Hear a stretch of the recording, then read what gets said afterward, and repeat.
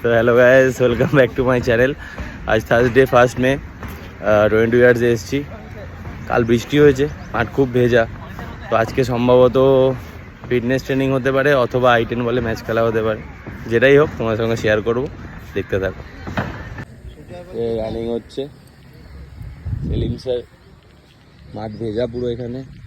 এটা হচ্ছে মোটা, হাতে ডায়েরি নিয়ে যাচ্ছে, লিখবে বলে কিছু একটা।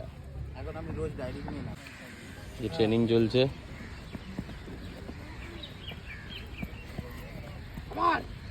আমার আয়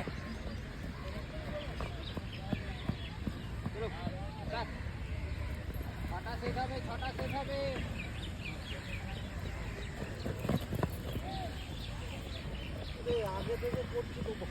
সুইট স্যার ফিল্ডিং দিচ্ছে।